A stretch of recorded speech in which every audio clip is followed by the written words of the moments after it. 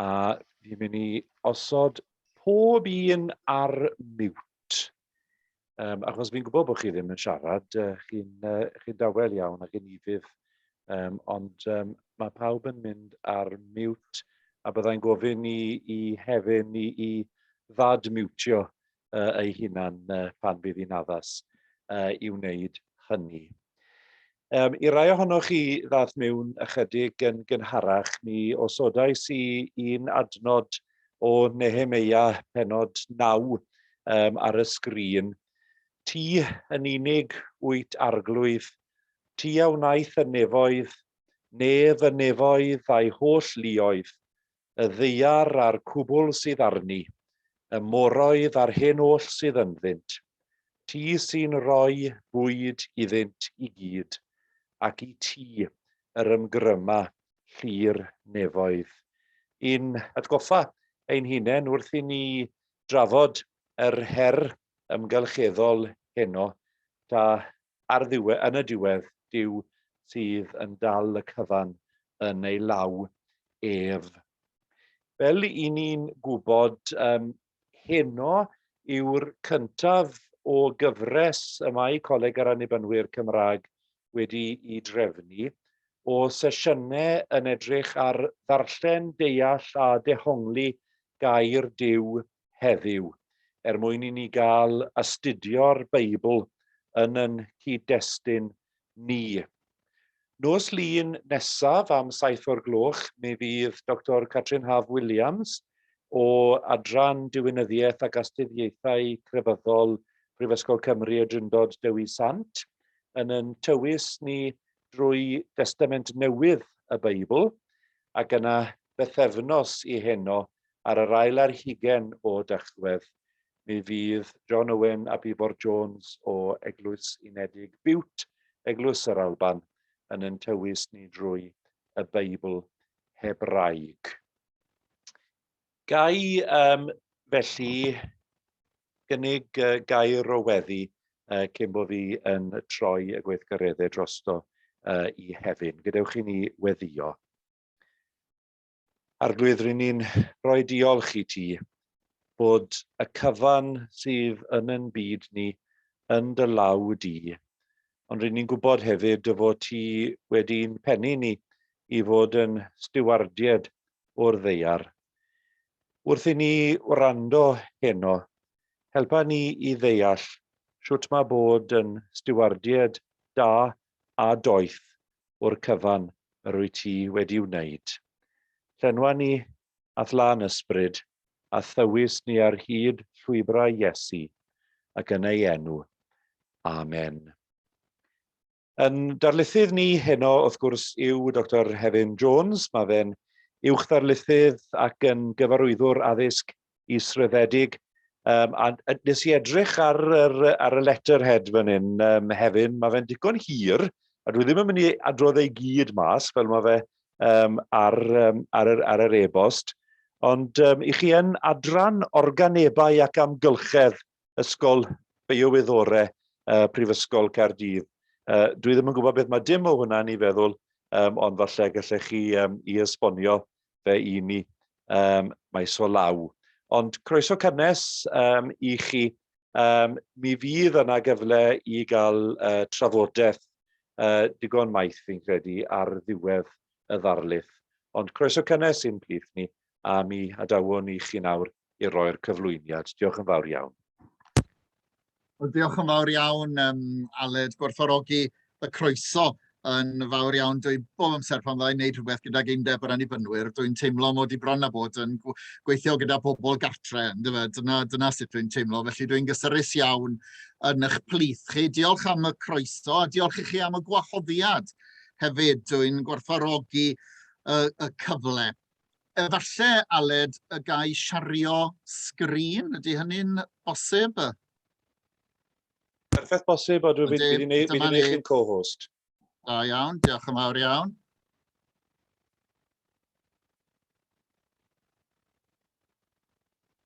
Wych, dyna ni.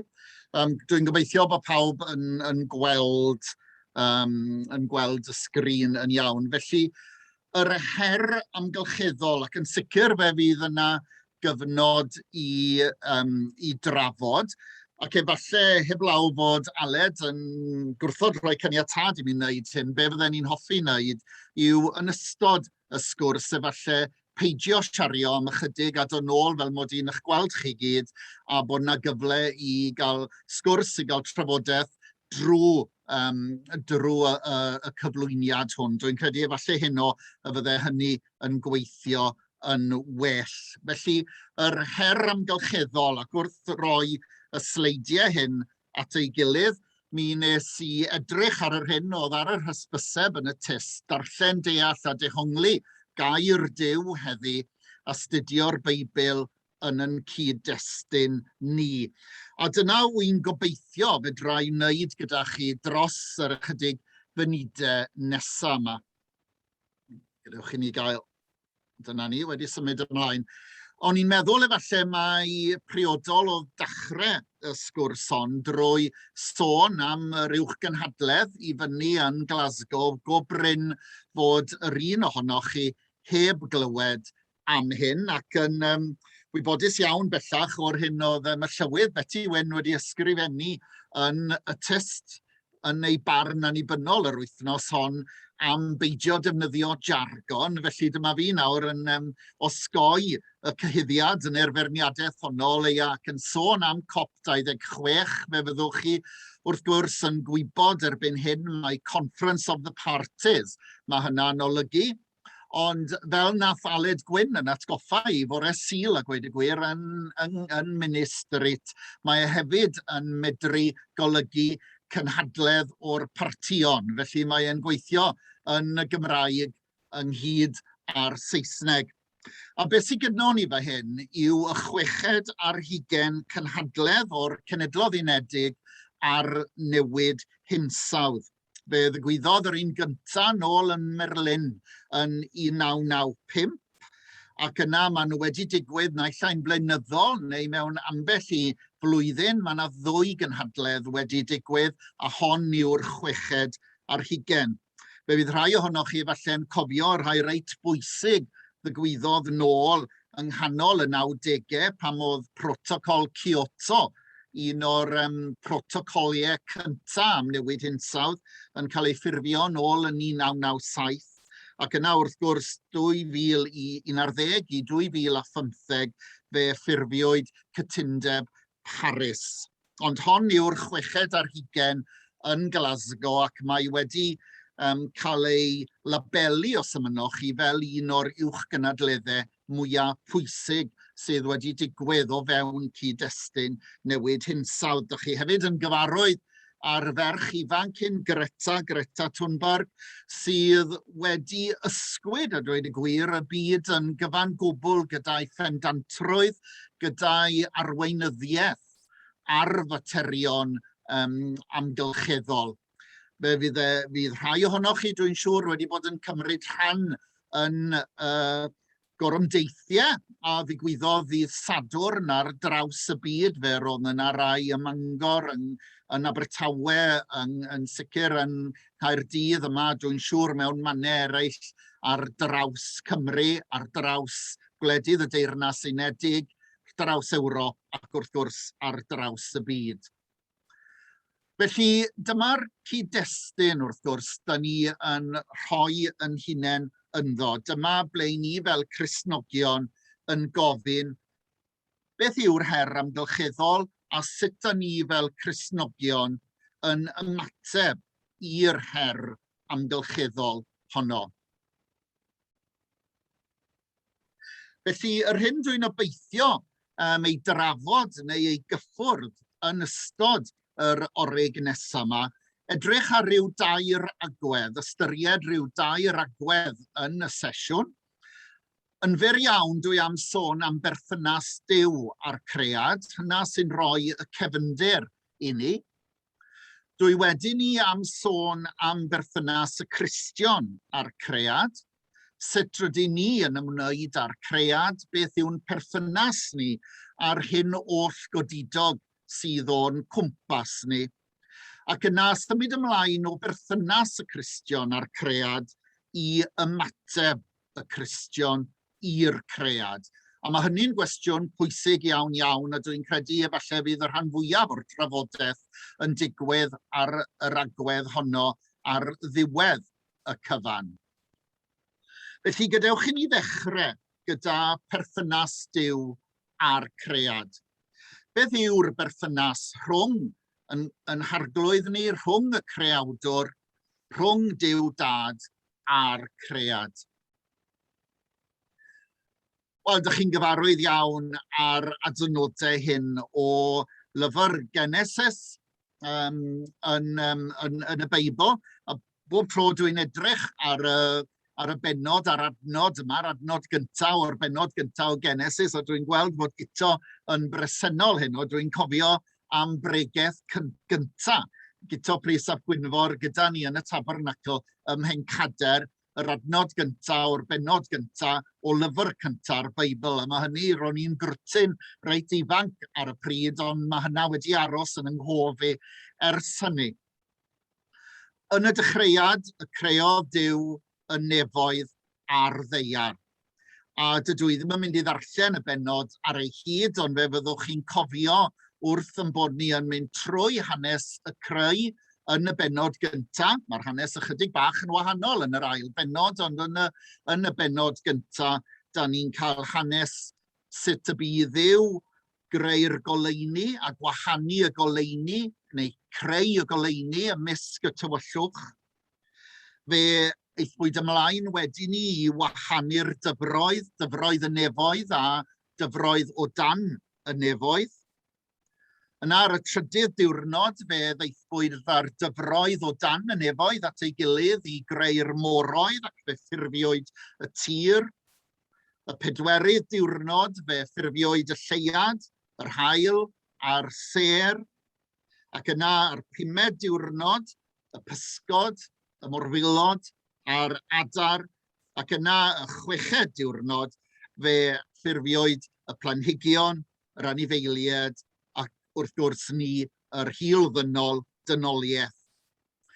A'r hyn dwi am danlinellu yw, fel dych chi yn gwybod o'ch darllen o Genesis, fe welodd Duw y cwbl a wnaeth ac yr oedd yn dda iawn.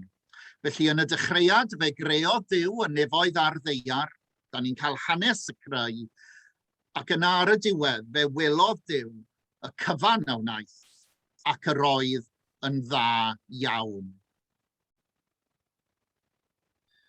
A gwelodd Duw y cyfan a wnaeth ac yr oedd yn dda iawn. Y digoedwigo, yr oedd yn dda iawn. Y sbwriel, yr alluriannau, y llygredd ar y traethau, a'r carffosiaeth amrwd yn cael ei arllwys allan i'r môr. A gwelodd Duw y cyfan a wnaeth ac yr oedd yn dda iawn. Dyna'r cwestiwn mae angen i ni ofyn heddiw o feddwl ac ystyried yr hyn sy'n digwydd i'r cread. A welodd Duw yn llyfr Genesis oedd yn dda iawn.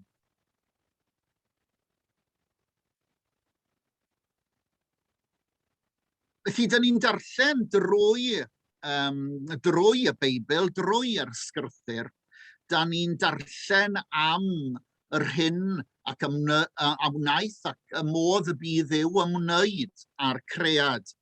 Da ni'n gyfarwydd ar bedwaredd salm ar 20, ac mae'r adnod gyntaf yn darllen eiddo'r arglwydd, y ddeiar a'i llawnder. Eiddo'r arglwydd, y ddeiar a'i llawnder. Popeth ar y ddeiar. Popeth ar y ddeiar, y tir, y môr a bywyd ei hun. Fe'n atgoffer ni drwy'r amser, drwy'r ysgrythyr, fod popeth rydyn ni yn rhyw feddwl yn bod ni yn berchen arno fe, yn y bôn perthyn i Dduw y ma'r cyfan. A da ni'n clywed hyn, a da ni'n darllen hyn drwy'r Beibl yn ei gyfanrwydd. Mae Abraham yn dweud wrth brenin Sodom, tyngais i'r arglwydd yw goruchaf perchen, nef a deiar.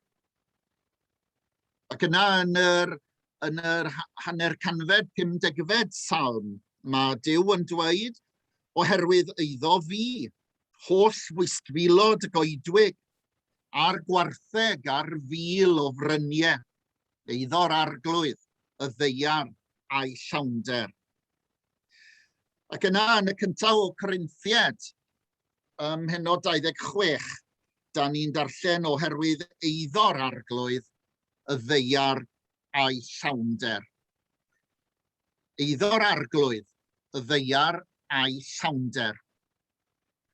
Ac mae hynna'n yn arwen i ymlaen i gyfres o gwestiynau fydden ni'n hoffi yn bod ni'n cymryd rhyw 5 munud, efallai rhyw 5 munud neu chydig bach yn fwy, i weld beth yw ein barn ni, ac mi fyddai'n dod allan o siario am ychydig, fel mod i yn eich gweld chi, ac fe nawn ni edrych ar y cwestiynau hyn. Be da ni fel Cristnogion yn 2021? Be da ni'n ystyried oedd rôl Duw yn creu y byd? Ond mae hynny efallai yn arwen i ymlaen fwy i ofyn y cwestiwn, a oes? Beth yw rôl Duw heddi? A di e'n dal i greu? Ac yna dwi'n credu fod hi'n bwysig yn bod ni hefyd yn gofyn, be da ni wir yn ei olygu pan fyddwn ni'n darllen y frawddeg yna, gwelodd Duw y cyfan a wnaeth, ac yr oedd yn dda iawn. Be mae hynna'n olygu? Be mae'r ffaith fod Duw wedi gweld y creiad fel rhywbeth oedd yn dda iawn? Be'n union mae hynny yn ei olygu i ni, y rhai sy'n arddel y ffydd yn yr 11 ganrif ar 20 yn y flwyddyn 2021. Gadewch i mi felly ddod allan o siario am ychydig, fel mod i'n eich gweld chi fel petai, ac yna mi wna ailadrodd y cwestiynau yna a gofyn a oes yna ymateb, a oes yna sylw i hyn. Beth oedd rôl Duw yn creu y byd? Beth yw rôl Duw heddi? A di Duw yn dal i greu? A be'n union mae olygur pan fyddwn ni'n darllen, gwelodd Duw y cyfan a wnaeth, ac yr oedd yn dda iawn. Mi wna i edrych ar y chat hefyd, rhag ofn fydd unrhyw yn teimlo bod well gyda nhw ysgrifennu ar y chat. Ond os oes yna sylw o gwbl, os oes yna ymateb, fe fydden ni yn falch iawn i glywed. Beth oedd rôl Duw yn creu y byd? Beth yw rôl Duw heddi? Ydy fe'n dal i greu? Beth a olygur gwelodd Duw y cyfan a wnaeth ac yr oedd yn dda iawn? Oes yna sylw? Neu fi rai fi ofyn i rai ohonoch chi, dwi'n nabod rai ohonoch chi ddigon da i wneud hynny. Fi rai chi ddadfiwtio wrth gwrs. Fi'n gweld llaw Catrin Thomas yn mynd lan fyna. Diolch yn fawr, Catrin. Diolch, Aled. Os newch chi'n helpu fi hyn, achos dwi'n gweld pawb ar y sgrin. Diolch yn fawr iawn. Catrin. Helo, noswaith dda. Wel, yn y dechreuad, oedd popeth yn dywyll, oedd ddim byd i gael, ac felly oedd Duw yn moyn creu byd hyfryd, hardd, a oedd hwn yn rhan o'i gynllun e. A taw pobl oedd yr ei diwetha yn cael ei creu, oedd y byd wedi cael ei creu nid jyst mwyn fe hunan, ond mwyn ni, pobl sydd wedi cael ei creu ar ei ddelw a ei lun e. Ac felly, bydde fe byth y moyn i ni fyw mewn tywyllwch ac anobaith. Diolch yn fawr iawn am y mewnwelediad yna, gwerthfawrogi hynna'n fawr iawn. Hugh wedi wneud neges fy hyn, a dwi'n deall yn iawn o ble mae Hugh yn dod fy hyn. Mae'n anodd derbyn Genesis yn llythrenol yn fy marn i, ac efallai nad ydy hyn ddim yn rhan o'r drafodaeth ffurfiol fel petai ar gyfer hyn. Dwi'n credu fod hynna yn bwysig iawn. Un o'r agweddau oedd yn creu cythrwbl rhwng mam-gu a fi oedd y gwahaniaeth yn barn ni ynglyn â Genesis, oedd yn mam-gu wrth gwrs yn credu yn hollol lythrenol yn Genesis, ac mi roedd hi'n fynwrdio un fawr iawn pam ro'n ni'n siarad am Darwin ac esblygiad a'r math yna o beth. Felly dwi'n deall y sylwn iawn. Hyw, dwi ddim am eich gorfodi chi o gwbl. Dwi'n mynd gwybod os ydych chi am ychwanegu at rhywbeth fan yna. Wel, mae'r gwyddoniaeth ynglyn â dechreuad y byd. Fi'n credu bod gwyddoniaeth wedi dangos yn nid fel mae Genesis yn disgrifio dechreuad y byd, ddigwyddodd ddim mewn gwirionedd. Dyna pam dwi o'r farn nid yn llythrennol dylen ni dderbyn Genesis, chi'n gwybod.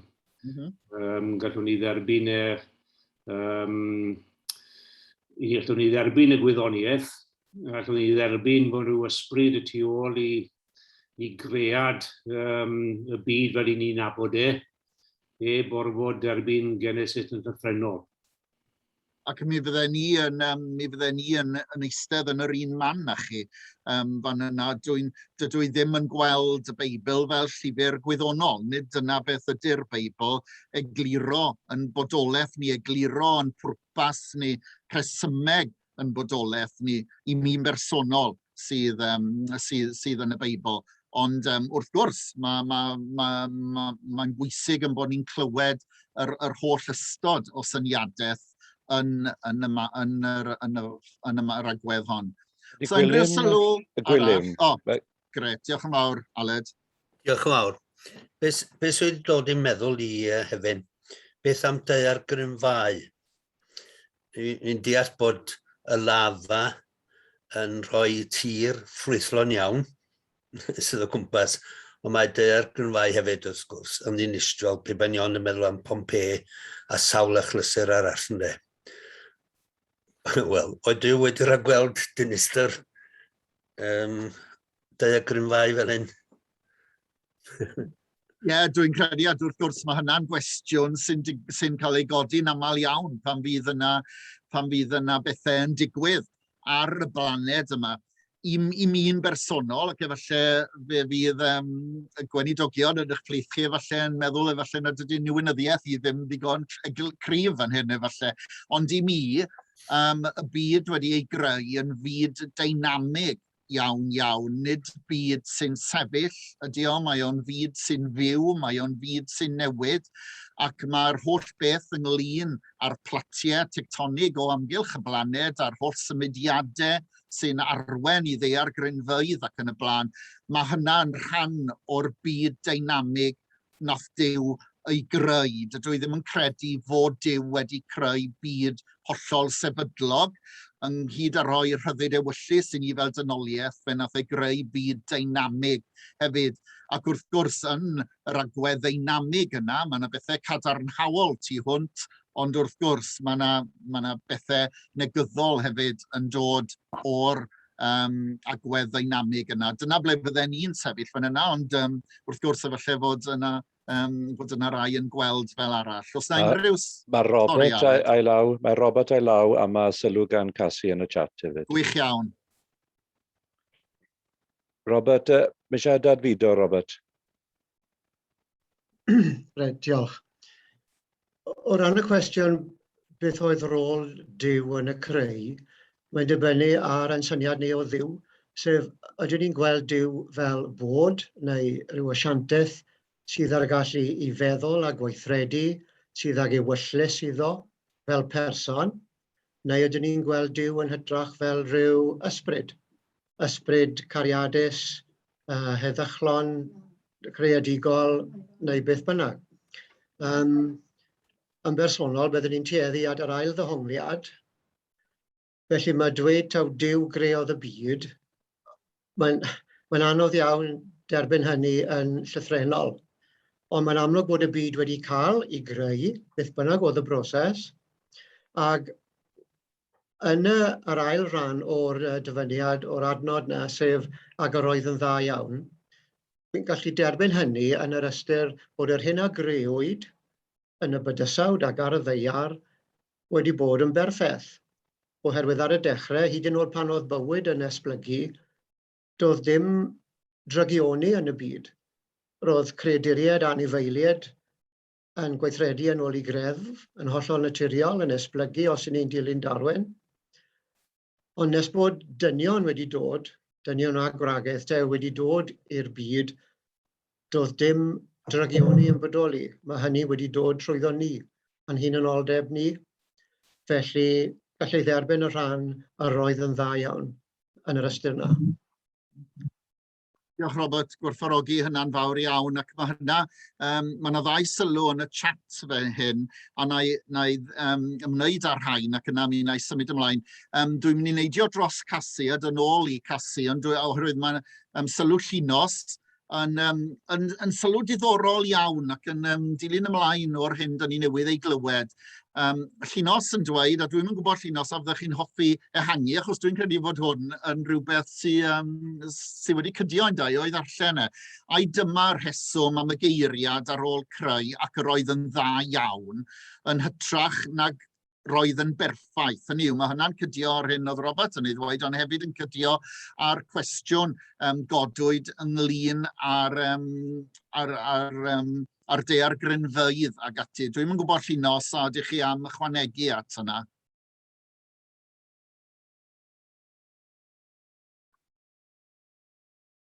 Ia, dyna oedd yn fy meddwl I hefyd. Dwi'n yn siŵr os mae drygioni pobl ydy'r rheswm am ddeiargryn enghraifft. Ie, na, gwych iawn iawn. Yna, dwi'n gweld mae Robin hefyd eisiau siarad, felly ond dwi am droi at casu. Dwi o'r un farn a casu fe hyn, tra mod i'n wyddonydd ac yn deall rheolau ar hyn sy'n digwydd drwy esblygiad ac yn y blaen, mae'n meddwl am y byd, mae'n meddwl am yr holl cymleth yma sy'n o'n cwmpas ni, godi dowgrwydd enghraifft cynffon, neu plu, y peinog ac yn y blaen, y lliwiau sydd ar flodau, yr holl hyn. Mae'n meddwl am y cyfan hyn yn dod I fodolaeth yn hollol ddamweiniol a'r hap. Yn anodd gen I gredu na chredu fod Duw wedi rhoi cychwyn i'r cyfan, neu o leian yn marn I fod yna rhyw feddylfryd tu nôl i'r cyfan. Casu, dwi'n yn gwybod a dwi wedi cyfleu eich neges chi'n briodol fyna, neu ydych chi am ychwanegu rhywbeth? Na, dyna ni'n ôl geni. Hynny yw, dwi'n meddwl weithiau bod pobl yn eisiau awgrymu mae Cristnogion sydd yn credu y pethau mwy anodd i'w credu, ac yn yr achos yma, dwi'n meddwl weithiau bod yna falle rhai gwyddonwyr neu rhai pobl eraill sydd yn ceisio argyhoeddi ni y gallu'r cymlethdod rhyfeddol yma jyst wedi digwydd yn ddamweinol. Ie, dyna ni. Ie, da'n iawn. A Robin, dwi am roi y gair ola ar y darn hyn I ti. Dwi ti am ddweud gair? Wy'n siŵr bod yna lot mwy I weid na beth wy'n mynd I ddyn gyfraniad fa chi hefyd. Na, just sylw ar ti bod y gwelodd diw y cyfan a wnaeth ac yr oedd yn dda iawn. Mae'n ddiddorol, diw am bopeth arall mae diw yn creu, mae'n dweud gwelodd beth oedd wedi wneud ac oedd yn dda.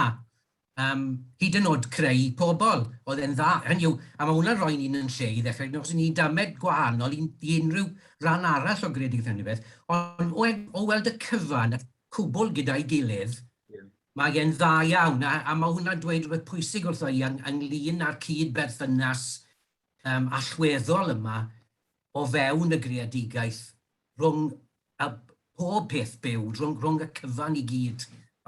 Dyna'r unig beth o'n I eisiau dweud. Diolch yn fawr iawn, ac eto yn rhywbeth dwi'n credu mae angen I ni sylwi arno'r godi dowgrwydd y cyfanrwydd fel petai yn bwysig dros ben. Felly dwi'n mynd I fynd nôl I siario y sgrin. Na ble oedden ni, dwi'n crynu. Ie. Felly dyna ble roedden ni. Gadewch i ni felly i symud ymlaen i edrych ar perthynas y Cristion a'r cread. Felly beth yw yn perthynas ni fel rhai yn arddel y ffydd a'r cread? Wel, ydych chi'n gyfarwydd o'r llun yna, dwi'n tybio o Gapel y Sistine yn y Vatican, yn rhifen y llun o'r creu, Duw yn creu y dyn. Gwnawn ddyn ar ein delw yn ôl ein llun ni i lywodraethu ar bysgod y môr, ar adar yr awyr, ar yr anifeiliaid gwyllt, ar yr holl ddeiar, ac ar bopeth sy'n ymlusgo ar y ddeiar. A wyddwch chi y gair llywodraethu yna, dwi am i ni ganolbwyntio am ychydig ar y gair llywodraethu yna. Mae yna ambell i gyfeithad yn defnyddio arglwyddiaethu ar bysgod y môr, ar adar yr awyr ac yn y blaen. A dwi am i ni ofyn y cwestiwn, be mae hynny wir yn ei olygu? Pa fath o lywodraethu mae hyn yn ei olygu? Pa fath o arglwyddiaethu mae hyn yn ei olygu? Beth yw y rheolaeth yma y mae Duw wedi ei roi i ni ar y cread? Be yn union mae e yn ei olygu? Nawr, dwi'n rhyw ofni yn bod ni o fewn y traddodiad Iddewig Cristnogol wedi rhyw edrych ar arglwyddiaethu fel petai yn rhoi rhyw statws arbennig i ni, a does dim dwywaith nad ydy o'n rhoi statws i ni, ond mae'r modd da ni'n diffinio'r statws yna wedi arwen, dwi'n tybio, i gamddefnydd o'r cread yn y gorffennol. Ac dwi'n credu fod hi'n wir i ddweud, mae yn yr hanner canrif ddiwetha, chydig bach fwy efallai, da ni wedi dod i ail ystyried be yn union mae'r llywodraethu yma a ddarllenwn ni tua diwedd pennod gyntaf Genesis yn ei ddweud amdano ni ac yn ei ddweud wrtho ni. Dwi am droi at rhai o'r ysgolheigion yn y maes hyn a thrafod rhai o'i cysyniadau nhw cyn bod ni'n mynd ymlaen ac fe gawn ni drafod ychydig ar hyn. Dwi am sôn am waith Gustafson ar reolaeth, be yn union ellir ei ddadle mae'r gair rheolaeth yn ei roi i ni. Be ellir dadle yn ôl Gustafson gan fod gynnon ni y gallu ymenyddol, y gallu moesol a'r gallu ysbrydol i raddau helaeth iawn. Mae gynnon ni y ffordd, mae gynnon ni yr hawl, mae gynnon ni y modd i reoli prosesau naturiol. Hynny yw i ddangos gwir reolaeth o'r holl prosesau yma sy'n digwydd o'n cwmpas ni. Ac mae Gustafson yn tanlinellu yn reit glyfar mewn ffordd i gyfleu y neges.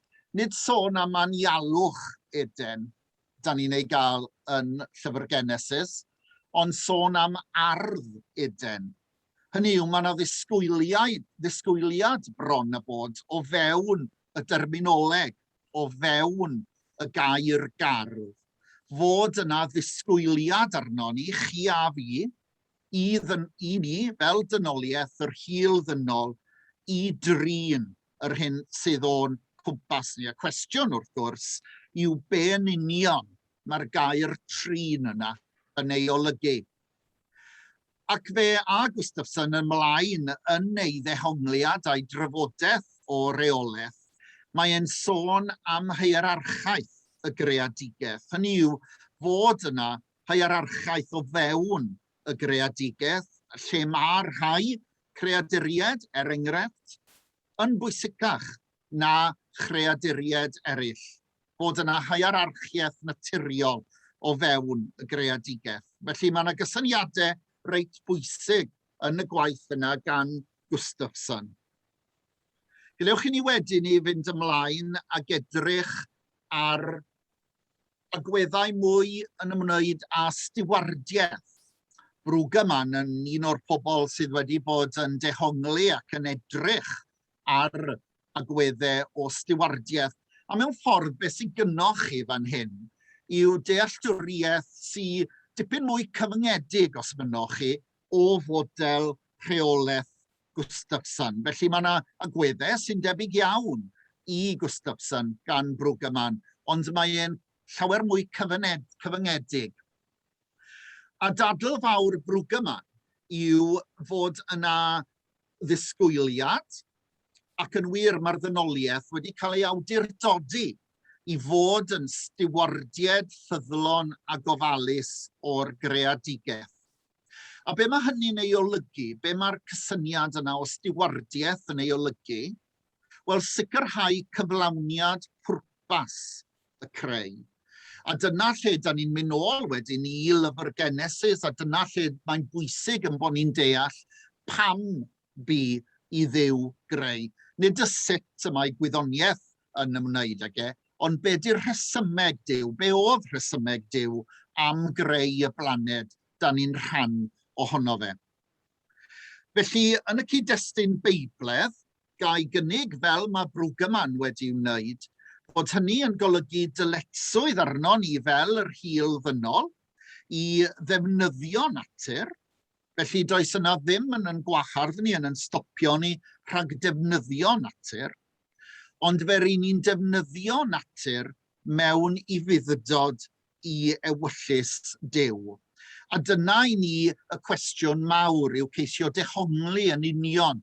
Be ydy ewyllus Duw ar y modd da ni fod drafod y ddeiar, ymwneud â'r blaned da ni wedi cael yn hunain arni. Gall peidio a defnyddio yn gywir, arwen wrth gwrs i ganlyniadau, i oblygiadau sy'n effeithio ar holl strwythur yn bod ni, yn byd ni, a'n bod ni. Felly, i ni fel Cristnogion, mae yna agwedd arall hefyd ar stiwardiaeth. A mae hynny'n un pwysig, a fyddwn ni'n dod nôl efallai fwy i hwn yn nes ymlaen. Mae'n stiwardiaeth sy'n deillio o'r gobaith Cristnogol, o'r ymdeimlad Cristnogol sydd gynno ni, nad cael ei achub o'r greadigaeth, y bydd dynoliaeth, ond cael ei achub fel rhan o'r greadigaeth. Ac mae yna wahaniaeth yn y fan yna, nid cael yn hachub o'r greadigaeth y byddwn ni fel hil ddynol, fel dynoliaeth, ond cael yn hachub fel rhan o'r greadigaeth. Ac mae Brwg yma'n yn gryf iawn ar yr agwedd yna o stiwardiaeth. Stiwardiaeth yn llawn gobaith ydi o'r hyn a ddigwydd i ni wrth fod y creu yn mynd yn ei flaen. Felly dyna Gustafson a dyna Brwg yma'n, ac yna dwi am sôn yn fyr am un ysgolhaig eto, sef Peacock, sy'n sôn ac yn mynd â ni gam ymhellach fydd, yn sôn am gyd-greadigaeth. Nawr, mae hwn yn ymwneud llawer iawn ar dimensiwn yma, a'r ysgatolegol yma sy'n ymwneud â'r diwedd. Da ni'n cyd-greu, dyna mae Peacock yn ei ddadlau, da ni'n cyd-greu wrth i ni agosau at y diwedd. Da ni'n cyd-greu tuag at y diwedd. Mae hyn yn golygu yn bod ni fel yr hil ddynol, yr rhywogaeth ddynol, dynoliaeth, yn bod ni wedi cael yn creu fel cyd-greawdwyr. A dwi'n credu, ac efallai fi rhaid i Noel yn nghywiro i fe hyn, achos dwi wedi clywed Noel yn siarad am y traddodiad hwn, ond mae hynny yn ôl y traddodiad diwynyddol, fel dwi'n ei ddeall, o creatio continua. Hynny yw, mae'r creu yn parhau, mae'r creu yn digwydd o hyd. Nid rhywbeth sydd wedi digwydd yw'r creu, ond mae'r creu yn rhywbeth byw, yn rhywbeth dynamig sy'n digwydd heddiw ac fydd yn digwydd fory, fydd yn digwydd trwy'r amser. Duw a dynoliaeth yn cydweithio ac efallai nad ydyn ni ddim wedi meddwl llawer am hynny, amdano ni yn gweithio gyda Duw i greu ac achub y byd. A dwi'n credu fod hynna yn rhoi mewnwelediad reit ddiddorol i'r modd dyn ni'n ein gweld yn hunain a'r modd dyn ni'n deall yn rôl ni ar y blaned yma. A mae hynny'n golygu y bod y rheolaeth ma oedd Gustafson yn siarad amdano fe, nid bellach rheolaeth yn ddibynnol ar yn hagweddau ni yw e, ar yn cred ni, ar y modd dyn ni am fyw, am yn bod ni. Nid dyna'r math o reolaeth yw e, ond reolaeth bellach sy'n unol ag ewyllus y creawdwr. A dyna i chi'r cyd-greadigaeth yma mae Peacock yn ei thrafod ac yn sôn amdani ddi. Felly dwi'n gobeithio fod y sylwadau yna ar y 3 ysgolhaig yna, gallen ni fod wedi dewis llawer mwy, ond dwi wedi dewis y 3 hynna oherwydd bod nhw'n rhoi mewnwelediad chydig bach yn wahanol ar pa fath o lywodraethu y dylen ni fel Cristnogion fod yn ei wneud, pa fath o arglwyddiaethu, pa fath o reolaeth. Nawr, o symud ymlaen wedyn ni o fy hyn, ac efallai'r agweddau fwy diwynyddol, i edrych ar rhai o'r ymagweddau amgylcheddol moesol fel petai, a dwi'n credu bod y ddau beth fan hyn yn cerdded yn go agos gyda'i gilydd, gai sôn yn fyr iawn am waith Peter Cockle-Coran, sydd wedi dod lan na rhyw raddfa, os ymynoch chi, o ymagweddau amgylcheddol. Ac efallai be ddylen ni fod yn ei wneud yw gofyn pa un o'r rhain ble da ni'n ffitio mewn ar y raddfa hon, ar yr ystod yma, ar y rhachwant yma o ymagweddau. Ble da ni'n ffitio? Ydyn ni'n gweld yn hunain fel teirn? Ydyn ni'n gweld yn hunain fel teirn ac yn gweld y ddeiar yn adnodd i ni ymelwa ohono, ac y blaned yn adnodd i ni ymelwa ohoni ddi. A dyna sut da ni'n gweld yn hunain, a'i gweld yn hunain fel teirn yda ni. Neu gweld yn hunain fel stiward yda ni, sy'n ymarfer dyletswydd o ofalu am y cread. Ydyn ni'n mynd efallai gam ymhellach ac yn fwy na stiward yn gweld yn hunain fel partner yn y greadigaeth. Hynny yw, da ni'n ymateb i bob ffurf, i bob blanhigyn, i bob anifel nad sy'n ddynol, fel pe bai nhw'n gyngheiriad.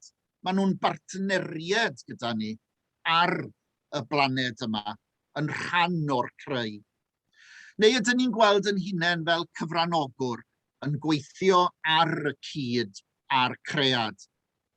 Nawr, y marn bersonol i fy hyn yw, dwi'n credu bod Peter Cockle-Coran yn symleiddio yn fawr iawn sut da ni'n gweld yn rôl ni o fewn y blaned, a fedrai'm siarad drosoch chi, ond dwi'n tybio pe bawn ni'n hollol onest a fi yn hunan, bod yna dipyn bach o bob un o'r rhain ynda i. Dwi'n siŵr y mod i weithiau yn ymddwyn fel ychydig bach o deirn ar y blaned. Dwi'n gobeithio mod i'n stiwardio. Dwi'n gobeithio hefyd mod i'n partner. Dwi wir yn gobeithio ar ôl 30 mlynedd bod y pryfed yn ymweldi fel rhyw partner ar y blaned yma. A dwi'n gobeithio hefyd mod i yn gyfranogwr hefyd yn gweithio ar y cyd. Felly, dydw i ddim yn siŵr y medra i ddweud pa un o'r rhain dwi'n ffitio mewn iddo fel petai. Dwi'n tybio bod ychydig bach o bob un ohono nhw undau. Ond dwi'n credu bod hi'n bwysig yn bod ni'n holi y math hyn o gwestiynau i ddod i ddeall sut yn union da ni'n ffitio mewn i'r hyn sy'n digwydd o'n cwmpas ni. Gai fynd â chi wedyn ni a datblygu y drafodaeth hyn ar perthynas y Cristion a'r cread. Esgusodwch fi. Sut da ni'n gweld yn perchnogaeth ni, mae yna eiriau yn Leviticus sy'n dweud ni ellir gwerthu tir yn barhaol, oherwydd eiddo fi, Duw sy'n siarad, oherwydd eiddo fi yw'r tir, ac nid ydych chwi ond estronied a thenantied i mi. Sut ydyn ni'n ymateb i'r adnod yna? Dyn ni'n tybio fod y mwyafrif sydd yma heno yn berchen tŷ, yn berchen adeilad. Ond nid ydych chwi ond estronied a thenantied i mi. Sut ydyn ni'n ymateb i hynna? Dyn ni wedi sôn eisoes am fod yn stiward ar y blaned, felly'n berson a gyflogir, i reoli eiddo rhywun arall, i ofalu am eiddo rhywun arall. Tenant, wrth gwrs, yn berson sy'n perchnogi eiddo drwy dalu rhent. Ymddiriedolwr, person gyda hawliau gweinyddol dros eiddo, mae'n gweithredu yn unol a chanllawiau.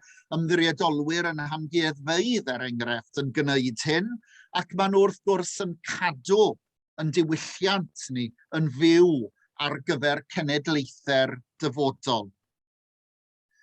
Pa un o'r rheina i ni? Pa un o'r rheina da ni heno ar nos lun, yr 8fed o Ragfyr, yr 8fed o Tachwedd, 2021? Sut ydyn ni'n gweld yn hunain? A gweld yn hunain ydyn ni fel tenantied? Gweld yn hunain fel ymddiriedolwyr? Neu dim ond gweld yn hunain fel stiward a gofal? Ond fi sydd berchen yr adeilad fel petai rwy'n rhan ohono fe. Sut ydyn ni'n gweld yn hunain? A dwi'n credu efallai mae un o'r pethau sydd angen i ni fel Cristnogion i wneud, ac yn wir i'r boblogaeth yn gyffredinol i wneud, yw ceisio dehongli sut ydyn ni'n gweld yn hunain. Ai teyrn, stiward, partner neu gyfranogwr yda ni?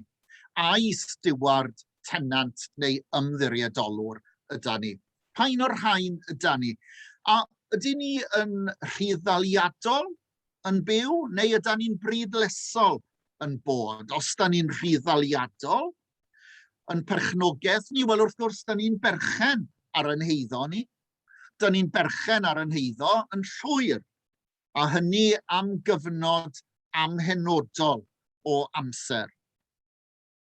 Ond os prydlesol yw yn perchnogaeth ni, wel dim ond am dymor penodol o flynyddoedd yn unig da ni berchen yr eiddo, ac ar ddiwedd y tymor, mae'r eiddo hwnna'n dychwelyd i'r rhyddleiliad. Sut ydyn ni'n teimlo, be ydyn ni'n deimlo yw yn bod ni ar y blaned yma? A ydyn ni'n rhyddaliadol yn ffordd o fyw, neu prydlesol i ni, a wedi cael benthyg i ni trwy bod ni ar y blaned yma. Felly mae rheina dwi'n credu ni'n gwestiynau sy'n reit bwysig i ni, ac fe gawn ni gyfle eto i drafod rhai o'r rhain mewn munud neu ddwy, cyn bod ni'n symud ymlaen i'r drydedd rhan. Ond dwi wedi bod yn defnyddio nifer fawr o adnodau ac o gyfeiriadau Beibledd o'r Hen Testament. Dwi hefyd am droi at Testament Newydd. A dyn ni'n gyfarwydd ar geiriau hyn. Dwi'n cofio gwrando ar y diweddar annwyl Meirwyn Williams yn pregethu ar yr adnod hon pam wnaethon ni fel undeb yn yr adran Dinasyddiaeth Gristnogol o dan gaderyddiaeth Meirwyn pam wnaethon ni sefydlu yn pecyn amgylcheddol cyntaf. Dwi'n cofio Meirwyn yn dehongli ac yn trafod yr adnod hon trwyddo ef ac ei fwy nef y mae pob peth wedi ei greu. A ydych chi'n gweld y cyfeiriad fan yna. Mae Paul fan hyn yn parhau os ymynoch chi ei addoliadau o Iesu fab Duw. Iesu, mae Paul yn dweud, yw creuwr popeth. Ac mae defnyddio'r gair trwyddo yna yn reit bwysig hefyd, oherwydd mae'n cyfleu i ni fod y greadigaeth wedi digwydd drwy nerth Iesu, Iesu y mab, yn ogystal â'r tad a'r ysbryd. Hynny yw, mi roedd Iesu yn rhan o'r creu o'r cychwyn. Mae Paul yn ceisio ymdrechu i ddangos natur holl gynhwysol os ymynoch chi, pŵer creadigol Crist. A da ni'n meddwl efallai am yr adnod yna o'r bennod gyntaf yn Efengyl Iesu yn ôl Iowan, daeth pob peth i fod trwyddo ef. Hebddo ef, ni ddaeth un dim sydd mewn bod. A dyn ni wedyn ni yn cael yn Rhufeinied canisoddi wrtho ef a thrwyddo ef, dyna'r trwyddo eto, ac iddo ef y mae pob peth. Iddo ef y bydd gogoniant am byth.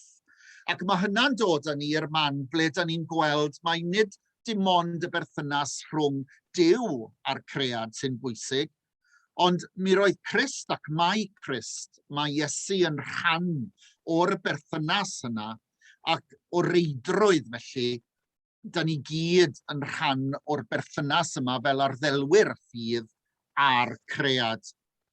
Felly dwi am eto gael toriad cyflym fan hyn, ac efallai taflu'r math hyn o gwestiynau i ni i ystyried.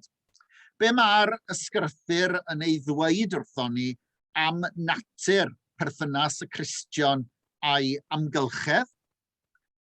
Beth a olygir gan llywodraethu? Ymddiriedolwr, stiward, tenant? Ydy'r geiriau yna yn cyfleu perthynas y Cristion a'r cread? Beth yw eich barn chi ar hynna? Ac yna, gadewch i ni fynd nôl at y raddfa cocl coran yma. Be fydde'n briodol i Gristion i fod? Tair? Stiward? Partner? Neu gyfranogwr? Gadewch i mi stopio siario fe hyn am ychydig, ac efallai gawn ni ryw 5 munud o drafodaeth ar rhai o'r cwestiynau yna. Mi na i ei hailadrodd nhw eto. Beth ywed ar ysgrythyr wrthym am natur perthynas y Cristion a'i amgylchedd? Beth a olygir gan llywodraethu neu arglwyddiaethu? Ymddiriedolwr, stiward, tenant? Ai dyna berthynas y Cristion a'r cread? Ac yna, da ni'n dilyn graddfa cocl coran. Be fydde'n briodol i ni fel Cristnogion i fod? Gysorwch chi, tair, stiward, partner neu cyfranogwr? Oes na sylwadau o gwbl?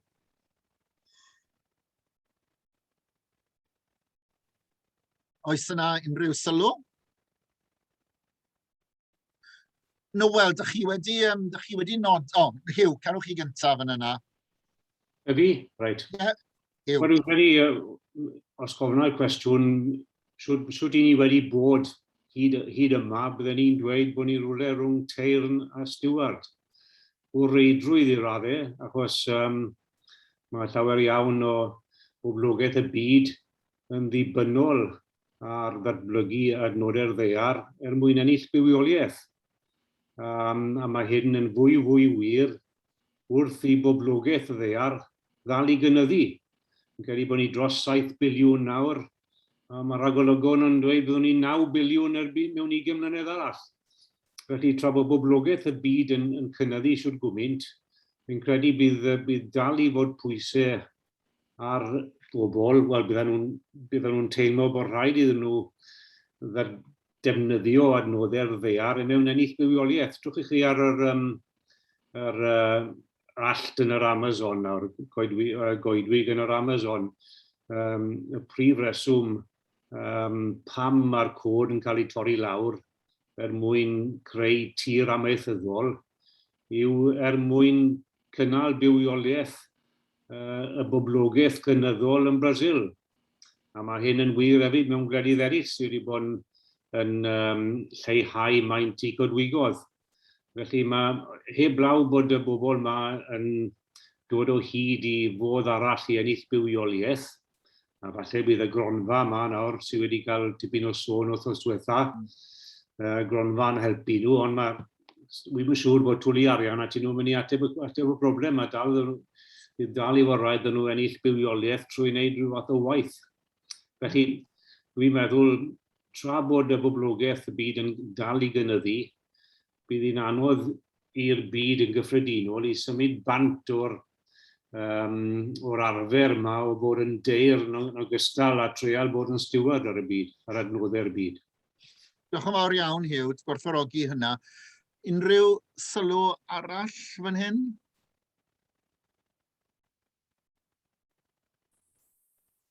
Fi'n gweld Sian Davies, yfe? Wych. Ie, yn dilyn ymlaen o'r sylw nesbwyd yn fanna rwan, bod pawb angen bywoliaeth. Mae rhywun falle'n meddwl i ba radd o bywoliaeth y dylen ni fod yn anelu. Oes eisiau aros ar ryw lefel o gynhyrchu bwyd, ac oes angen i ni gael gymaint o bethau i brynu. Ynta ddylen ni fod yn gosod ryw safon o fywoliaeth i bawb yn y byd. A wedyn bod ni yn cydweithio i sicrhau fod pawb yn y byd yn cyrraedd y lefel yna.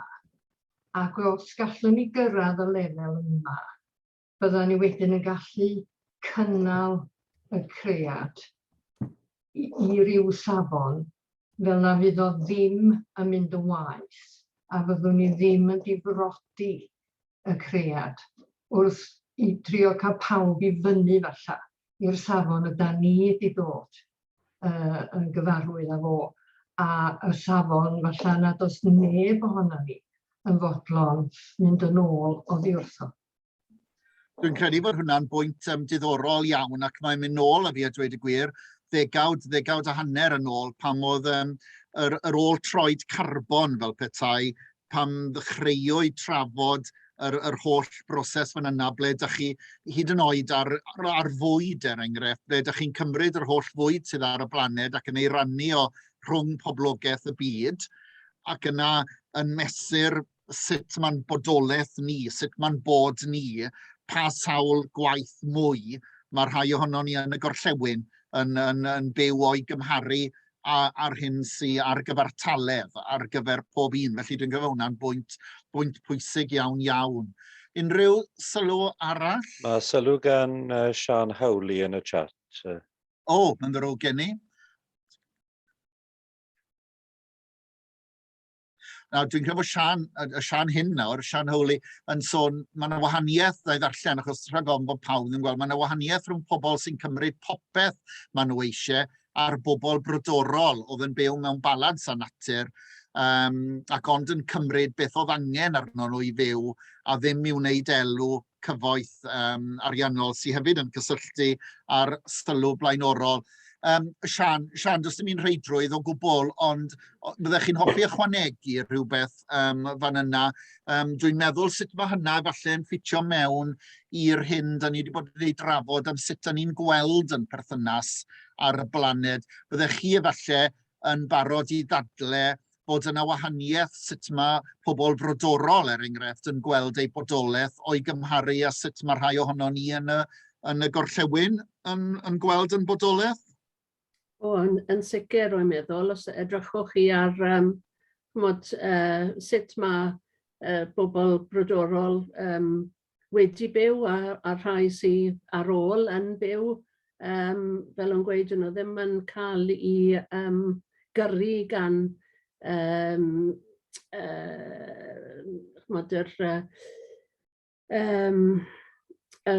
trachwant, neu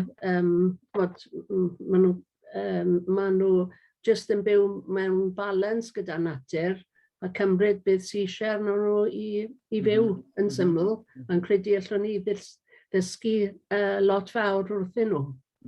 Mae hynna bron a bod yn gwneud i fi feddwl ar raddfa Cocol Coren, bod hwnna fwy fel partner mewn ffordd i raddau helaeth, yn hytrach nag dyn o'r rhai eraill, bod yna bartneriaeth fel petai rhwng byd natur a'r bodynol. Unrhyw sylw arall fan hyn? Aled, os yw rhywun dwi ddim yn ei weld? Na, dwi ddim yn credu. Na? Gret, diolch yn fawr iawn. Felly gadewch i fi fynd nôl i'r rhan nesaf. Rhaid fi ffeindio nawr. Sgusodwch fi am eiliad. Dyma ni fy hyn.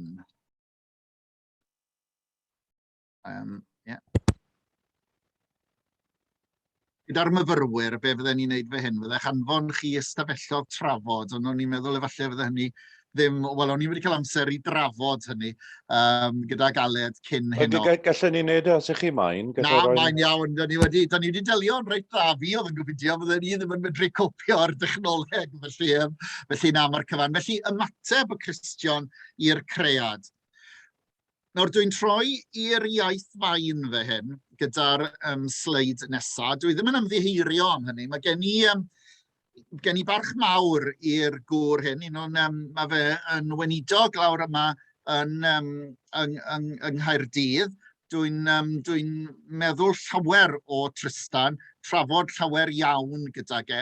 Ond fel oedd hi'n digwydd, fe ddath bore yma, o'n i'n cael e-bost oddi wrtho fe, gyda cyfeiriad at y blog diweddara mae e wedi ei ysgrifennu. A theitl y blog yma yw Why I Agree Every Christian Should Be a Tree-Hugging Environmentalist. Nawr, y rheswm o'n i am ddefnyddio hyn, oedd e yn sôn am yr ymatebion. Mae'r eglwys yng Nghaerdydd i fyny ym Mharc yr Hath ar ben ochr ogleddol Parc yr Hath. Maen nhw newydd gael ei wneud yn un o'r eglwysi eco, yn un o'r eco-churches, mae'r eglwysi eco. Ac mi roedd e'n dweud bod hynny wedi bod reit galed, oherwydd fod e wedi cael ymateb reit negyddol gan rai o'i aelodau ynglyn â'r sylw roedd yr eglwys yn ei rhoi i bethau amgylcheddol. Mae fe yn y blog yn rhestru rhai o'r sylwadau oedd e wedi ei dderbyn. I won't be too concerned about the environment. It's dying and cursed anyway. Surely winning souls is more important than protecting the forests. Get your priorities right.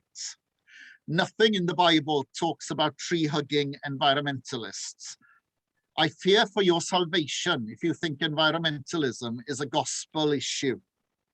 Work on what is lasting. Souls, souls, souls.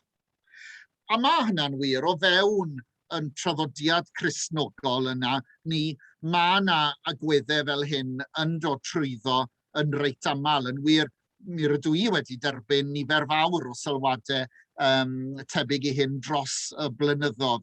Mae yna rai yn ein plith ni sy'n arddel yr un ffydd ac yr un ei arddel ac yr uchyn ei harddel sy'n teimlo mae nid rhywbeth i ymwneud ag e yw'r amgylchedd, yw gofal am y blaned. Mae yna eraill wrth gwrs sy'n credu bod yr hyn sy'n digwydd ar y foment yn rhan o farn Duw ar yn byd ni ac ar ddrygioni y ddynoliaeth.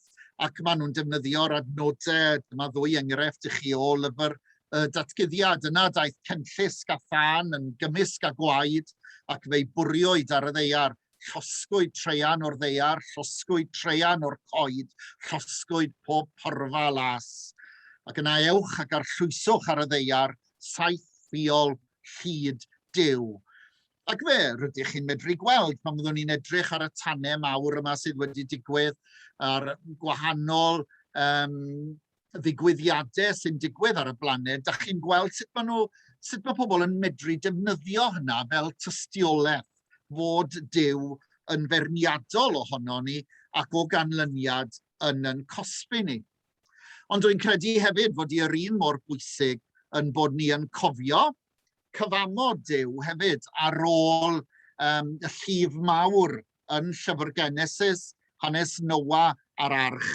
Llefarodd Duw wrth Noa ei feibion a dweud, dyma fi'n sefydlu fy nghyfamod â chi ac a chad ar eich hôl, ac a phob creadur byw gyda chi yn adar ac anifeilied a'r holl wystfilod gwyllt sydd gyda chi, y cwbl a ddaeth allan o'r arch. Ac wrth gwrs, da ni'n gyfarwydd iawn ar cysylltiad a'r enfys a'r cyfamod a ffurfiwyd rhwng Noa a Duw, rhwng y ddynoliaeth a Duw yn llyfr Genesis. Felly mae yna wahanol agweddau o fewn yr eglwys Gristnogol ynglyn â'n hymateb ni i'r cread. A dydw i ddim yn credu bod e'n iach i'r un ohono ni i beidio derbyn fod yna wahanol agweddau, a dwi'n credu bod hi'n bwysig iawn yn bod ni'n clywed y gwahanol leisiau hyn ac yn trafod gwahanol agweddau sydd gan arddelwyr y ffydd. A dyna pam mae noson fel hon yn bwysig iawn yn marn ni i ni gael trafod, i ni gael ystyried, clywed barn gwahanol i cyd-Gristnogion a chlywed yr ystod o feddyliau ac o gysyniadau sydd yn mynd trwy'n meddyliau ni. Mi ro'n ni hefyd am sôn yn fyr wrthoch chi ar draws y canrifoedd sut mae yna bobl wedi ymwneud â'r amgylchedd. Dydy bod y diddordeb yn yr amgylchedd ddim yn rhywbeth newydd. Dydy o ddim yn rhywbeth da ni'n cysylltu ar genhedlaeth iau fel petai. Dydy o ddim chwaith yn rhywbeth da ni'n cysylltu ar unfed ganrif ar 20 ar 20fed ganrif. Mae perthynas neu ymateb Cristnogion i'r amgylchedd, i'r blaned, i fyd y natur, i'r cread yn mynd nôl dros flynyddoedd lawer. Ac efallai yr enwoca o'r cyfan i gyd fydde Francis Sant nôl gael ei eni ar ddiwedd y 12fed ganrif ac yn byw hir 30edd ganrif ar 10. Wel, dyma'r gŵr, dyma'r bonheddwr, oedd yn sôn am frodyr a chwiorydd, am y planhigion a'r anifeiliaid fel brodyr a chwiorydd, yn teimlo ac yn eu harddel nhw fel rhan o'r teulu. A dwi wedi rhyw draws gyfieithu fe hyn rai o'i sylwadau fe. Arhoswch amdano fy yma, mae'n dweud wrth ei frodyr yn y fynachlog tra byddaf yn pregethu i'm chwiorydd bach, yr adar. Ac yna mae'n dweud, peidiwch â brifo ein brodyr, dyna ein dyletswydd cyntaf tuag atynt. Anifeiliaid fel y blaidd yw'r brodyr yn y frawddeg hon, yn y sylwad hyn. Peidiwch â brifo ein brodyr, dyna ein dyletswydd cyntaf tuag atynt. Ond mae gennym genhadaeth uwch i fod o wasanaeth iddynt pryd bynnag maent ei hangen. Felly y greadigaeth, anifeiliaid, bodau byw y cread yn frodyr ac yn chwiorydd i ni, yn rhan o'r teulu, yn rhan o deulu byd natur, yn rhan o deulu Duw. Ac yna i ni fel annibynwyr, mi roedd yr hen John Calvin, yn ailygad ar yr amgylchedd ac yn gofidio ac yn gofalu am yr hyn roedd Duw wedi ei greu a'r tir a'r pridd dyn ni'n sefyll arno. Eto, rhyw led gyfieithad fe hyn.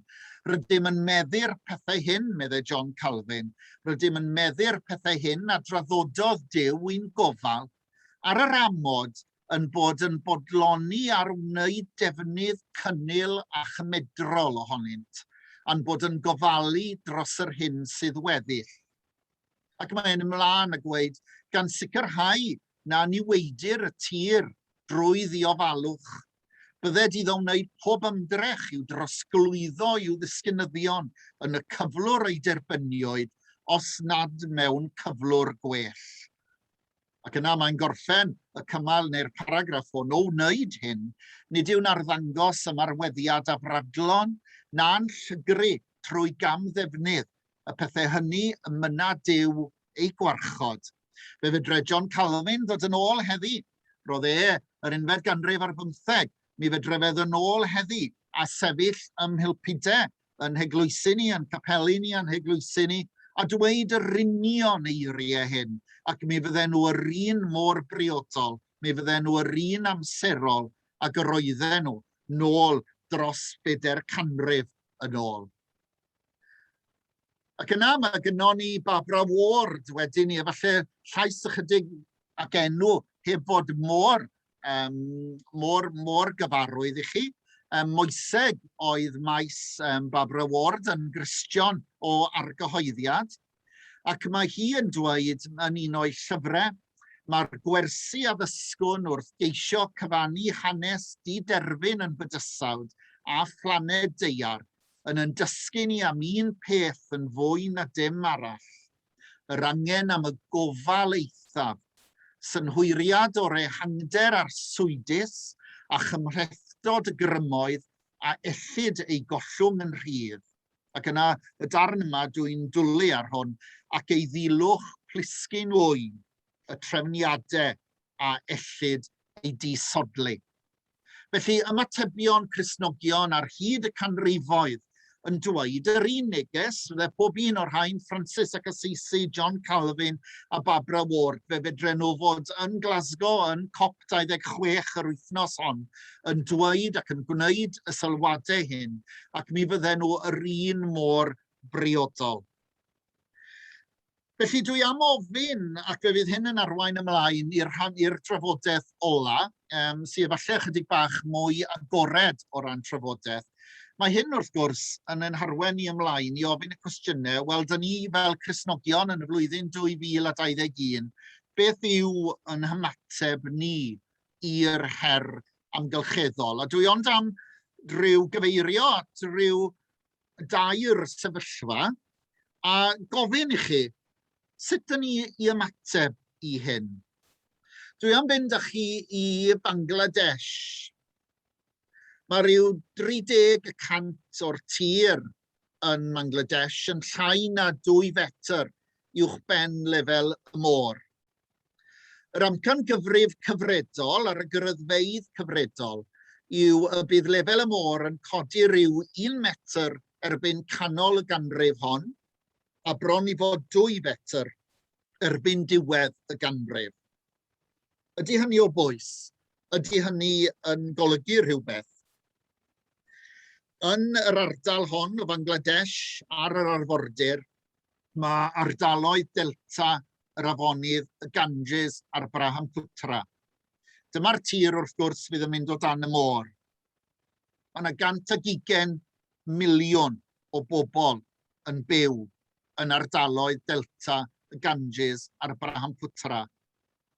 Os ydy'r darogan hyn yn gywir, mae hynny'n golygu y gall fod 120 miliwn o bobl yn colli eu cartrefi erbyn diwedd y ganrif hon.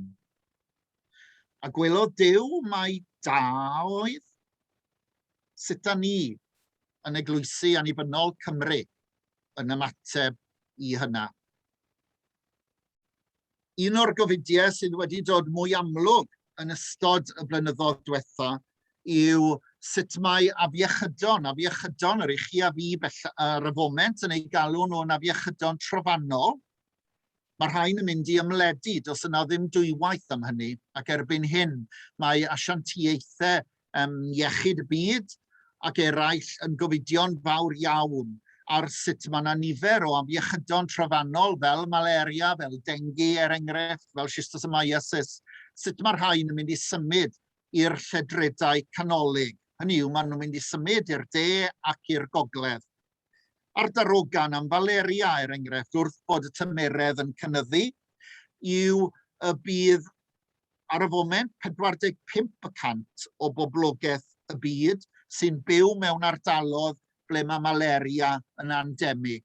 Erbyn canol y ganrif hyn, felly rhyw 10 mlynedd ar hugain i lawr y lein, fe bydd yna 30% o boblogaeth y byd yn byw mewn ardaloedd lle mae malaria wedi dod yn endemig. A gwelodd Duw mai da iawn oedd? Sut i ni, Eglwysi Annibynnol Cymru, yn ymateb i'r her hwn? Ac yna rhywbeth dwi'n tybio fydd Robin Samuel yn gyfarwydd iawn ohono fe o'i amser gyda chymorth Cristnogol, ac fe fydd nifer ohonoch chi wedi gweld y llun hwn a ddath yn ystod y gynhadledd, sef un o weinidogion gwleidyddol yn Tuvalu yn anerch y gynhadledd yn Glasgow. Dyma i chi un o'r gwledydd bydd gyda'r cyntaf i ddiflannu o dan doner môr. Dyma i chi wlad sy'n aelod o cwm, mae un o'r eglwysi yn aelod o cwm gyda llaw.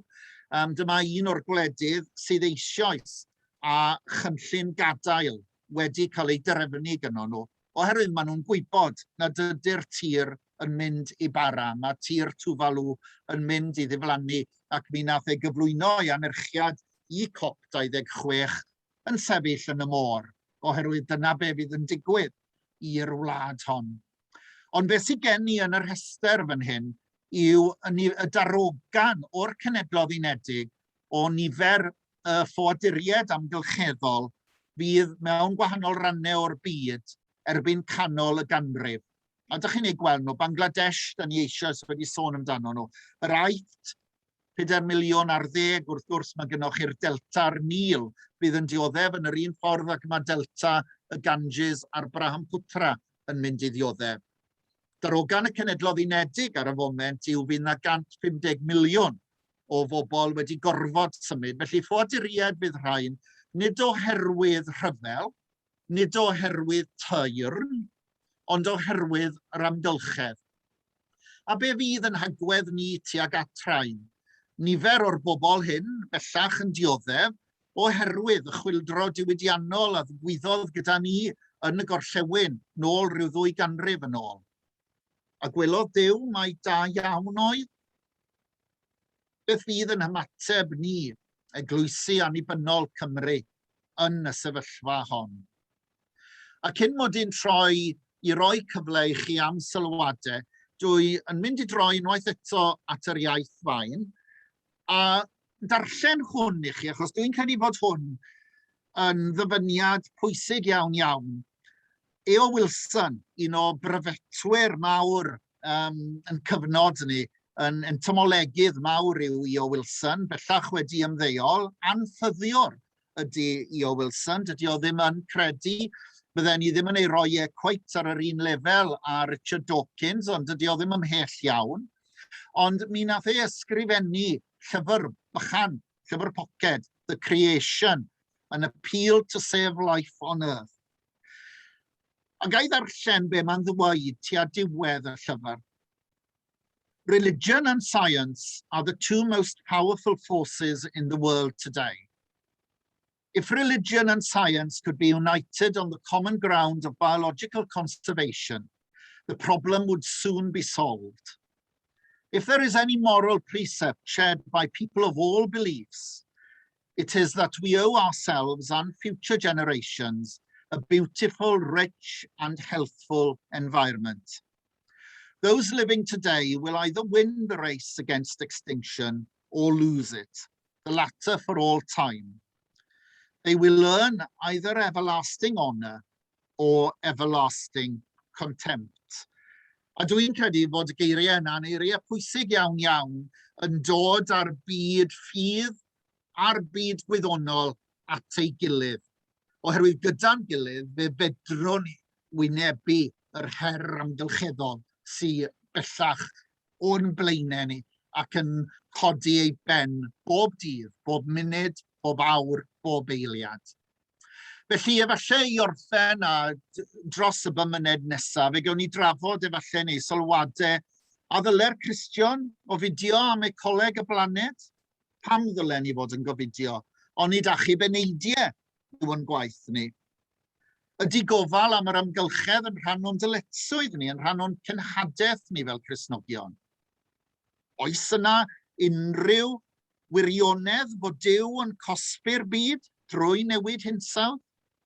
A sut ddylen ni pan fyddwch chi'n clywed am Bangladesh, pan fyddwch chi'n clywed am ffoduriad amgylcheddol, pan fyddwch chi'n clywed am malaria yn ehangu ac yn ymledu, be ddylen hymateb ni yng Nghymru, o fewn eglwysi annibynnol Cymru, be ddylen hymateb ni i fod? Byddwn ni'n ôl at y cwestiynau, a gai ond diolch i chi am wrando, a bydden ni'n falch iawn i glywed eich sylwadau chi i ddod ar noson i'w therfyn, ac efallai wneith Aled dweud pryd fydd un amser i ddod ar noson i'w therfyn. Na i stopio rhannu unwaith eto, a dim ond mynd trwy'r cwestiynau unwaith eto gyda chi, a ddyle'r Cristion o fideo am ecoleg y blaned, a pam ddylen ni? Ydy gofal am yr amgylchedd yn rhan o'n cenhadaeth ni fel Cristnogion, ond nid achub heneidiau, ond nid dyna'n gwaith ni. Oes yna elfen o gosb o gwbl yn yr hyn sy'n digwydd i'r amgylchedd ar y foment? A pan fyddwn ni'n clywed am yr hyn sy'n digwydd, a da ni wedi clywed dros yr wythnos diwetha o COP, sut ddylen ni fel Cristnogion ymateb i hynny? Ac eto, unwaith eto, mi wna i gadw llygad ar y chat hefyd, rhag ofn fydd rhywun yn anfon neges i mewn fan yna. Oes yna unrhyw sylwadau? Oes yna unrhyw sylwadau? Diolch yn fawr Hefin. I ateb eich cwestiwn chi, mae 10 munud saff dyn ni, os dyn ni mae'n cynnal trafodaeth o'r hyd yna.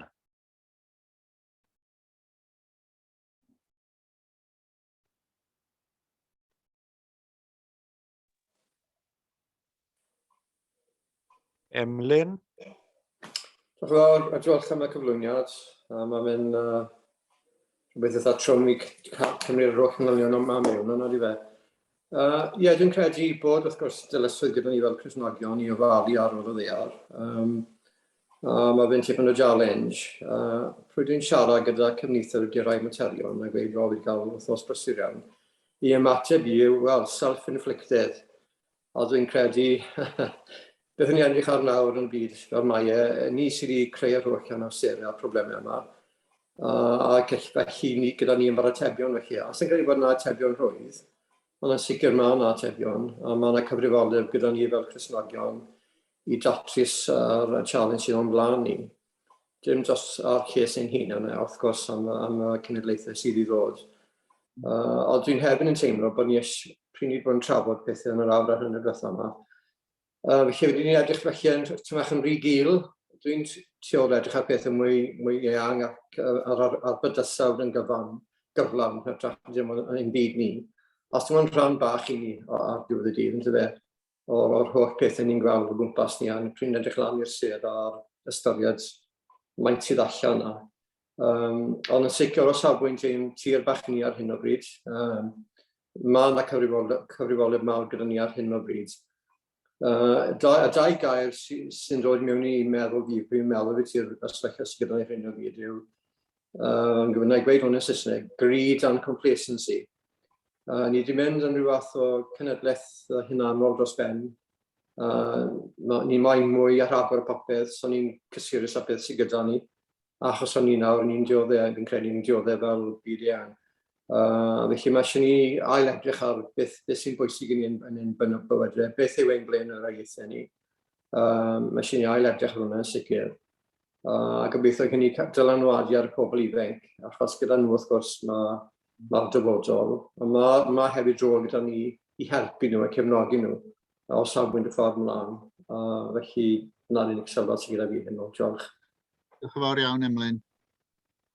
Sylw gan Gito yn y chat. O, mae'n ddrwg gen i. A wedyn ni mae llaw Robert i fyny.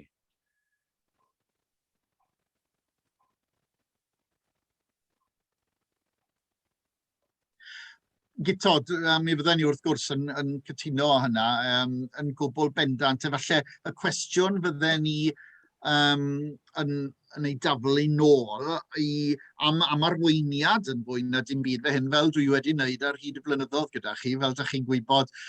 Iesu'n dweud wrthon ni ofyn am nerth. Wrth gwrs, mae gweddi yn rhan bwysig o hynny.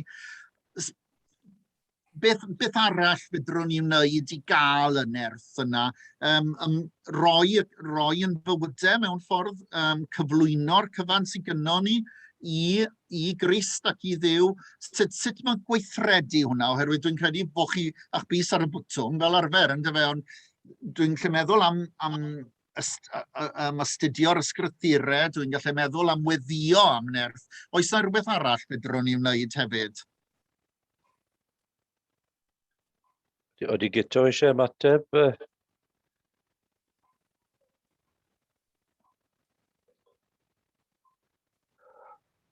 So wedi penderfynu bod dim gobeith i fi, dwi'n siŵr. Na, mae fe'n mynd i siarad. Mae Sian fan hyn yn prompto fi. Beth mae Sian eisiau dweud?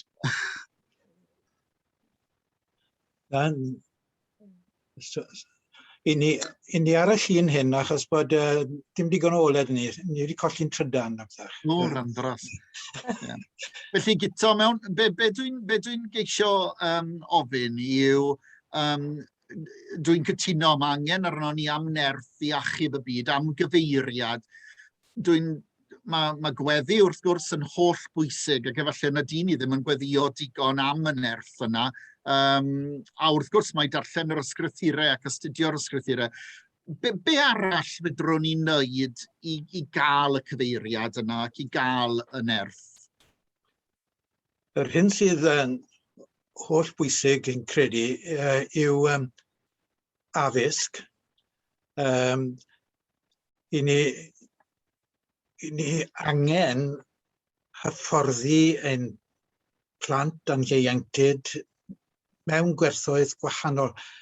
I ni yma, fel ni trio gweud yn rhai o myfyrdodau, mwyn herio'r diwylliant sydd ohoni yn y byd, fel oedd Iesu yn gwneud, fel oedd Paul yn gwneud, yn mynd o amgylch ac yn herio meddylfryd yr oes a meddylfryd pob oes sydd wedi sylfaenu ar hunanoldeb ac yn y blaen yn ddiwynyddol y cwymp.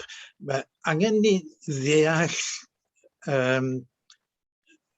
storïau Genesis fel wedi cyfeirio a deall nhw fel portread o gyflwr y ddynoliaeth heddi. Dyna oedd yr awduron yn ei wneud. Nid gweud am rhywbeth oedd wedi digwydd miloedd o flynyddoedd yn ôl, ond dweud wrthon ni beth yw cyflwr y ddynoliaeth yn eu cyfnod nhw ac yn ein cyfnod ni. I ni yn bobl sydd yn adeiladu tŵr Babel. I ni yn bobl sydd yn mynd ati ddi fel lamech i ddial ac i ddial ac i ddial. Dyma yw cyflwr y ddynoliaeth. Ac mae Iesu wedi dod i'n byd ni'n achub ni o'r cyflwr hwnnw. Diolch. Robert? Sian yn gweud rhywbeth hefyd. Sian hefyd. Sorry, Sian. Mae'n iawn. O'n i'n gwrando ar ryw raglen ar Radio 4 byddyrnod, a nid o safbwynt Gristnogol oedd e. Ond oedd yr holwr yn gofyn i'r bachan yma oedd yn gweithio y myd technoleg, na beth oedd ei fywyd e. Ac oedd hi'n gofyn iddo fe, faint rhagor gallwn ni fynd mlaen gyda'r holl datblygiadau. A mae hwnna'n un peth sydd wedi bod yn poeni fi ynglyn â'r dechnoleg, yw bod ni felse bod ni wedi dod i ryw fan lle mae technoleg yn rhedeg bant arno ni. Ac i ni'n creu ac i ni'n creu ac i ni'n creu, ond i ni ddim yn stopo i feddwl beth yw canlyniad hyd yn oed y creu. Ac i ni'n ffindo'n hunain mewn picil oherwydd bod ni wedi raso i wella'n byd ni, ac ar yr un pryd, falle bod ni wedi gweithygu fe i ryw raddau hefyd, a bod ni wedi raso mlaen rhy gloi o bosib gyda'r dechnoleg yma. A dyma hi'n gofyn iddo fe, a fi'n pwysleisio eto, nid o safbwynt Gristnogol oedd hwn, ond gallwn ni roi'n safbwynt Gristnogol ni arno fe. Dyma hi'n gofyn iddo fe, wel, oce, wyt ti yn y byd technolegol yma, be ni fod i wneud nawr te? Hynny yw, mae'r gallu gan ddi nawr, wedodd hi. Ydy, wrth gwrs i fod e wedodd e. Ac yn syml iawn, dyma fe jyst yn gweud, wel, mae lan i ni nawr, fel pobl, i benderfynu ac i sgwrsio ac i addysgu'n hunain, beth yw digon neu pa ddefnydd gallwn ni wneud o hwn sydd yn mynd i fod lles. Ond i ni fel Cristnogion, ar ôl yr oll ni wedi gwrando arno heno gyda ti Hefin, i ni yn troi at Dduw felly am yr arweiniad yna nawr. Achos beth arall oedd gyda fe i ddweud oedd, mae lan i ni fel pobl.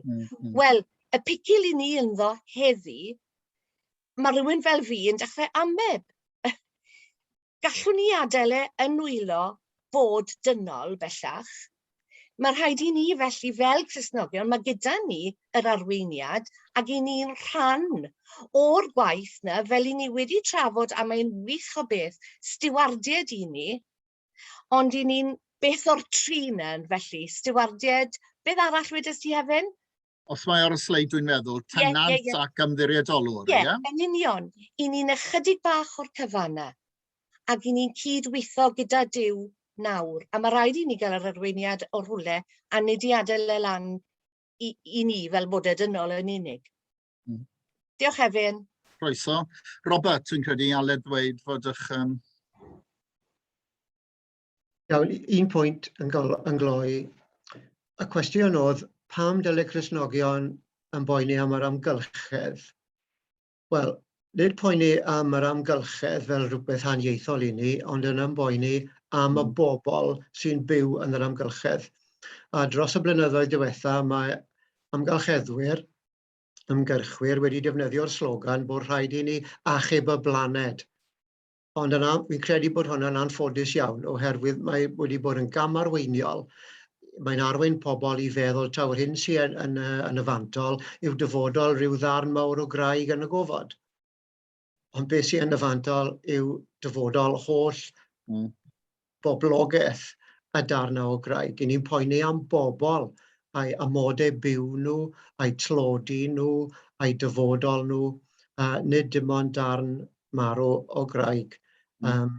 Ac yn y dyfyniadau Saesneg welon ni gyda, un ohonyn nhw fi'n credu oedd beth yw'r ots os bydd yr amgylchedd yn marw? Wel, yr ateb syml yw, wel, bydd y ddynoliaeth yn marw gyda'r amgylchedd. Mae mor syml â ni. Siwt gallwch chi achub enau person pryd mae'r ynys mae'n byw arni wedi diflannu dan y dŵr. Diolch yn fawr iawn, hwnna'n bwysig. Dwi'n credu Dewyd, nes i weld eich llaw chi lan, dwi'n credu Dewyd, o? Diolch yn fawr iawn Hefin. Dwi ddim yn credu mai cosb gan Dduw ydy'r argyfwng presennol. Nid Dduw yn dweud dwi'n mynd i ddysgu gwers i'r haen, a'i ddifa bywyd ar y ddaear. Ond mae yna thema greu iawn yn y Beibl, yn arbennig gyda proffwydi'r Hen Testament. Os nad ydych chi'n mynd i ymddwyn yn gyfiawn, mi fyddwch chi mewn picil a hanner. A dyna ddigwyddodd, wrth gwrs, gaethon nhw eu caeth gludo, oedd hi'n ddiwedd y bydd ar yr Iddewon gafodd eu caeth gludo. Os ydych chi'n camdrin y tlawd, mae yna ganlyniadau. Sian Hawli ddefnyddiodd y gair yn gynharach trachwant. Hwnnw sydd yn gyrru yr argyfwng hinsawdd i ni yn ei ganol e. Os di'n gwneud arian, mae busnes yn mynd i fynd ar ei ôl i as gallan nhw, a sim llawer ots am y canlyniadau eraill maen nhw wedi gweld, fel rhai ymylol, ond i'r ddynoliaeth maen nhw'n gwbl ganolog. Dwi'n mynd i hwnna yn gwneud sens i rywun arall. Diolch Dewi, gwerthfawrogi. A dwi hefyd yn sylwi, na dwi'n credu bod hynna yn bwysig i ddweud, a dwi hefyd yn gweld pwynt Sian Hawli ac wrth gwrs dwi'n credu bod Robert wrth bod e'n sôn am ddynoliaeth a edrych ar ôl pobl yn ei tribuni hefyd. Wrth gwrs mae hynny yn golygu fel ymbarel, yn bod ni hefyd yn edrych ar bopeth byw arall sydd ar y blaned hefyd ac sy'n rhan hollol greiddiol o'n bodolaeth ni fel pobl. Diolch yn fawr iawn Hefin, a fi'n credu bod i yn amser i ni ddod o'r sesiwn yma i ben erbyn hyn. Ar yn ran ni i gyd, diolch i chi am anrydeddu ni wrth fynd â ni drwy, nid yn unig y testun Beiblaidd, ond hefyd yr ystyriaethau yma i gyd o siwt dylen ni fel Cristnogion i ymateb i'r her ymgylcheddol sydd o'n cwmpas ni. Gadewch i ni gael yn gollwng gan bendith Duw, gadewch i ni weddio. Diolch i ti o arglwydd am roi cydwybod i ni, am roi ddoethineb i ni, ac am yn tywys ni o Dduw ar hyd y ddoethineb orau ynglyn â siwt mae delio gyda'r her i ni yn ei wynebu yn ein planet ni heddi. helpa ni i ddysgu a helpa ni i weithredu hefyd lles pob un o bobl y ddeiar. Awn bod a'n defendydd pethau yn awr, gan ddiolch i ti am bod gyda ni bob awr o bob dydd, yn enw Iesu. Amen.